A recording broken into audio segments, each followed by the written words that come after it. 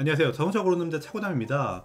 오늘은 1000만원대 초반, 그러니까 1500만원 미만에 살 수 있는 가성비 중고차 4대를 선정하였습니다. 준중형, 소형 SUV, 하이브리드, 외제차까지 이 가격대에서 가장 가성비 좋고 장고작 없이 탈 수 있는 차를 선정해보았습니다. 그리고 제 채널 시청자 97%가 구독을 하지 않는데 구독, 좋아요 한 번씩 눌러주시기 바랍니다. 첫 번째 추천 차량은 K3 2세대 올류 K3입니다. 스마트 스트림 엔진이라는 이름의 새로운 감마 엔진이 들어갔는데 가장 큰 변경점은 GDI와 MPI가 같이 적용된 DPFI, 그러니까 듀얼 포트 인젝션이 적용되었습니다. 그래서 GDI에서 문제되던 아이들링이나 저속에서 들려오던 고압 인젝터의 소음과 진동, 그리고 흡기 밸브의 카본 누적 및 때되면 올라오던 노킹까지 다양한 GDI의 문제점이 상당 부분 개선되었습니다. 다만 미션이 6단 자동 변속기에서 무단 변속기로 변경되어 아쉬워하시는 분들이 있을 것 같은데, IVT라는 현대의 무단 변속기는 자동 변속기와 유사한 느낌을 주는 변속하는 로직을 만들어 놓아 CVT 특유의 변속 없이 RPM만 높아지는 이질감도 좋고 내구성에도 아직까지는 크게 문제된 적이 없습니다. 제가 이런 말을 하면 과거 마티즈나 삼성차 CVT에 크게 대이신 분들이 화를 내실 것 같은데, 마티즈 CVT는 너무 오래전 일이라 논외로 치고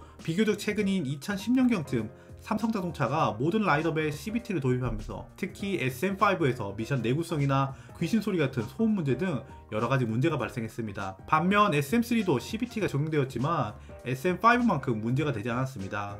현대 준대형 SUV까지 CVT 미션에 들어가는 요즘 기술력을 감안하건대 이제 CVT 미션은 공차 중량 1000kg 초반대의 무게와 1.6 엔진의 출력을 감당하기에 크게 문제가 되지 않는다고 생각합니다. 개선된 신형 엔진과 이론상으로 동력선실이 없는 CVT가 더해져 연비는 15인치 휠 기준 15.1을 달성했고, 모듈러 플랫폼인 N3 플랫폼은 들어가지 않았지만 아반떼 AD와 동일한 보강된 M2 플랫폼이 사용되어 미국에서 진행한 가장 까다로운 안전도 테스트도 우수한 점수로 통과했습니다. 무엇보다 올류 K3는 가격에서 장점이 있는데, 준중형 세단을 사려면 가장 만만하게 생각할 수 있는 게 아반떼 AD인데, AD는 15에서 16년씩도 1000만원 내외로 아직까지 비싸기 때문에 저는 돈을 100에서 200만원 정도 더 보태더라도 연식 좋고 이전 GDI의 단점을 대부분 개선한 완전히 새로운 미션과 엔진이 들어간 2세대 K3가 여러모로 아반떼보다 낫다고 생각합니다. 아반떼 AD도 페이스리프트를 하면서 2세대 K3와 동일한 구성의 드라이브 트레인을 출시했지만 삼각대는 봐도 익숙해지지 않는 것 같습니다. CVT 미션이 수동 모드에서 문제가 몇 번 있어 이슈가 되었지만 수동 모드로 운전할 일이 사실상 많지 않기 때문에 이 점이 크게 문제가 되지 않는다고 생각합니다.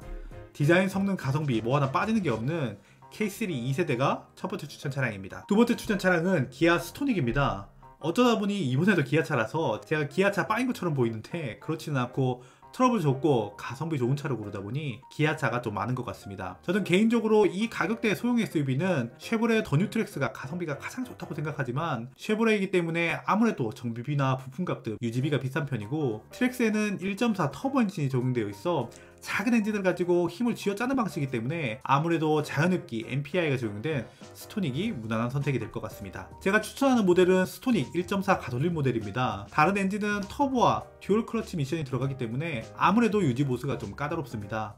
그래서 좀 심심하더라도 고장 없이 오래 탈 차를 찾고 있다면 MPI 엔진과 6단 자동 변속기가 들어간 스토닉 가솔린을 추천드립니다. 스토닉에 들어간 가솔린 엔진은 100마력에 토크는 13.5kgm로 엑센트 후경에 들어간 엔진과 동일한 사양의 엔진이 들어갔습니다. 카파 엔진은 상대적으로 롱스트로크가 적용되어 있어 저 RPM부터 최대 토크가 플랫하게 나오는 성향이기도 하고, 엑센트와 몇십 킬로 차이 안 나는 1100kg대의 스토닉을 못 끌고 다닐 엔진은 아닙니다. 좀 더 넉넉한 출력의 차를 원하시고 듀얼 클러치 미션을 감당할 수만 있다면 U2 엔진이 적용된 1.6 디젤 모델도 나쁘지 않습니다. 이 엔진은 좀비 엔진이라는 별명이 있을 정도로 디젤 엔진임에도 불구하고 장고장이 거의 없습니다.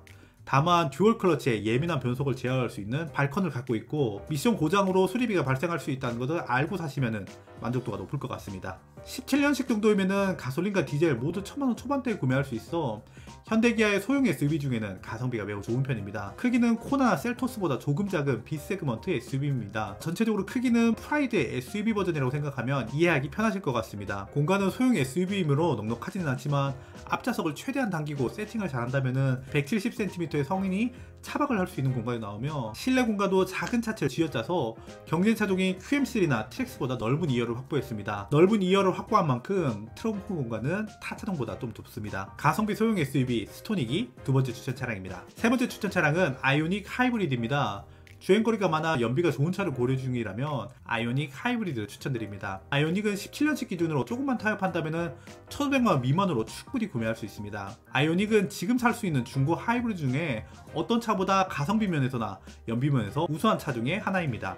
이 차는 현대에서 프리우스를 잡기 위해서 개발 단계부터 프리우스를 벤치마킹하여 만들어진 차답게 모든 스탯을 연료 효율을 높이는 데 찍었습니다. 좀 억지 느낌이 있지만 가장 작은 15인치 휠 기준으로 공인연비가 22.4로 공인연비는 프리우스를 넘었습니다. 하지만 17인치 휠 기준으로도 실연비는 오너들이 발컷만 좀 한다면은 25 이상도 어렵지 않게 찍을 수 있어 유지비 측면에서 전기차와 크게 차이 안 나는 미친 연비를 갖고 있습니다. 하지만 효율에 집중해서 그런 건지 아니면 롱스트로크가 적용된 카파 엔진이 들어가서 그런 건지 아니면 젊은 사람들 타겟으로 만들어져 엔진음을 즐기라고 그런 건지는 잘 모르겠지만 냉간시 우렁찬 진동과 소음이 실내로 유입됩니다.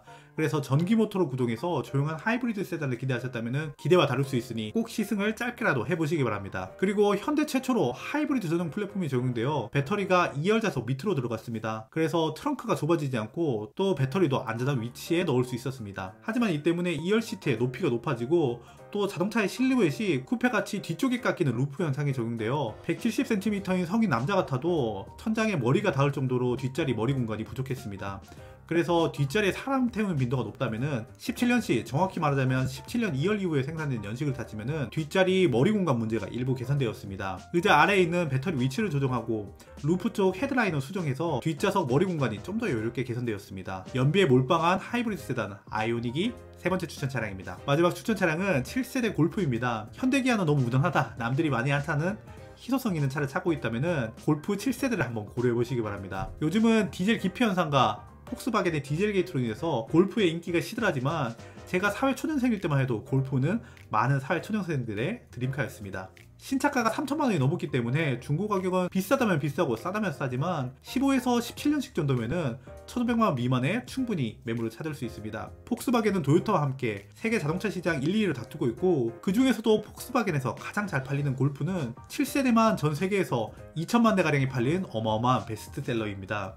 그래서 이 중고 가격이면은 BMW 1시리즈나 3시리즈 여러가지 대안이 있지만 골프만 가지고 있는 매력이 분명히 있습니다. 7세대 골프는 우리나라에는 디젤은 1.6과 2.0 TDI와 가솔린은 1.4 TSI 이렇게 3개의 엔진이 수입되었는데 저는 2.0 TDI 디젤 모델을 추천드립니다. TDI 엔진이 디젤 게이트에 오명을 썼지만 이 엔진은 장고장도 크게 없고 내구성과 수치적으로 성능은 낮지만 체감 성능이 상당히 우수합니다. 무엇보다 폭스바겐 1.6 디젤과 1.4 터보 가솔린에는 DQ200이라는 폭스바겐의 7단 건식 듀얼 클러치가 적용되었는데 현대의 건식 7단 듀얼 클러치처럼 폭스바겐의 7단 듀얼 클러치 역시 내구성에 문제가 많습니다. 2.0 디젤에는 6단 습식 듀얼 클러치가 들어가 양호한 내구성을 가지고 있습니다. 그리고 2.0 디젤에만 후륜 서스펜션이 멀티링크가 들어갑니다. 골프는 해치백의 교과서, 서민들의 포르쉐라 불릴 정도로 해치백이라는 차종의 기준을 제시하는 차로 효율적인 공간과 짧은 차체에서 오는 우수한 운동 성능 등 매우 실용적인 펀카입니다. 물론 서민들의 포르쉐라는 말은 고성능 모델인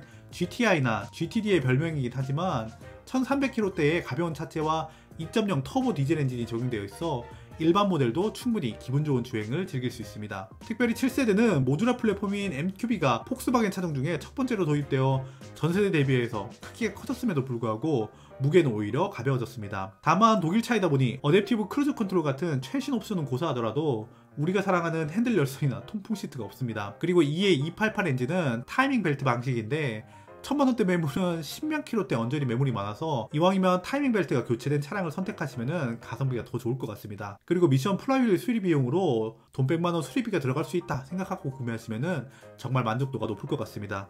전 세계에서 가장 많이 팔리는 차 골프가 마지막 추천 차량입니다. 지금까지 영상 봐주셔서 감사하고 저는 다음 영상으로 찾아오도록 하겠습니다. 지금까지 보고 계시다면 구독 한번 눌러주세요. 감사합니다.